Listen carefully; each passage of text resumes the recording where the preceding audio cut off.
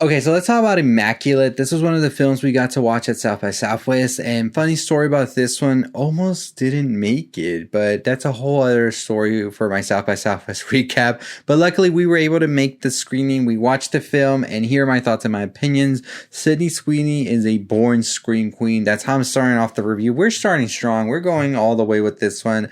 I think that Sydney Sweeney has all of the merits to become a great horror icon if she wants it, because I also think that they are a great rom-com icon with anyone but you. But let's talk about Immaculate right now, a movie that was almost not going to be made but got saved actually by Sydney Sweeney. So according to the story, Sydney Sweeney actually auditioned for this role a couple of years ago, and then the movie went dark. It happens, you know, sometimes you have all the right movements and everything, and then one little cog in the machine just completely shuts it down. So this movie was dark for some time now. Sydney Sweeney went ahead and approached a writer a couple of years later, said, hey, let's get a director, let's get a financier, let's get a studio. In 2024, we have Immaculate. Immaculate is a story of a nun called Cecilia who moves from the States to Italy to a new church, and there they start to see that things might not be so well over here in Europe, and maybe they should have stayed home. We're obsessed with Sydney Sweeney, Cecilia. We're not entirely sure yet, and then that reveal comes, and then we're just with our jaw on the floor. Are you serious?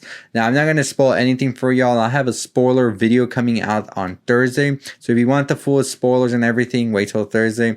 But yeah, things start to pretty much take a turn. They get weird. They get very, very creepy. And it's just a bizarre movie once that second half comes through. So first and foremost, I think that this movie has a problem in its first half where we have these very, very cheap scares, and it was pissing me off when they was happening because I was like, please, I do not want this movie to be bad. I don't want it to be a cheap like horror film, anything like that. Luckily, the second half comes in and it completely abandons all of that, whatever that was that they were doing, and just becomes this very suspenseful, intense film where you have this young woman who is trying to figure out what everybody around her is trying to do to them and also escape.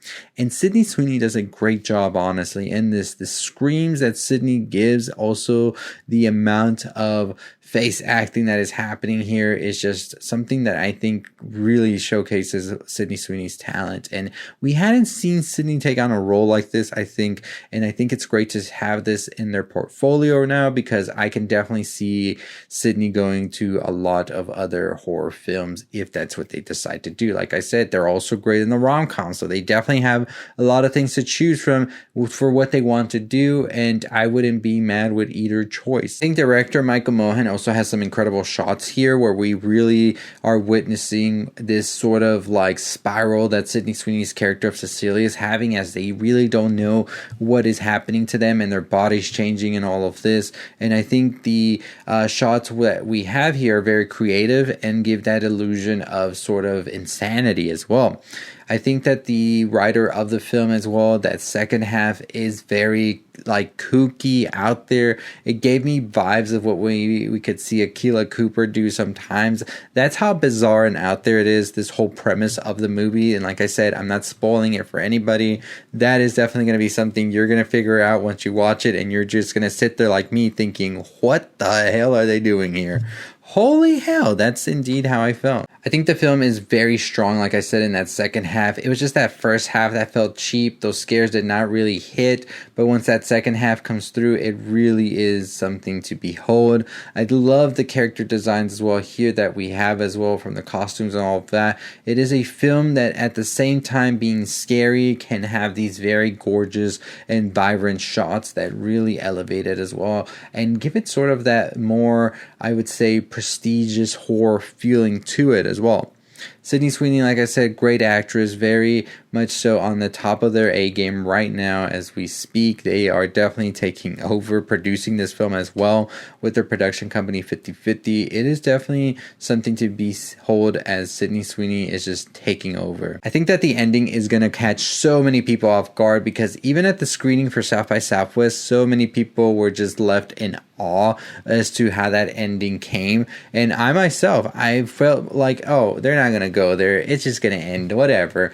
They go there and then some. I will tell you that I was so surprised with how this movie handles that ending, and I did not expect it at all. I really thought that they were going to keep it tame, but no, they really go wild with that ending, and it is something to definitely applaud them for. Overall, I think that this film is one of those films that is going to be a conversation starter for sure, and one that the discourse is going to go left and right, and I could definitely see the discourse even making it to the news. That's all I'll say. No spoilers about why exactly, but just wait and watch. I could definitely see something like this being on the news for sure.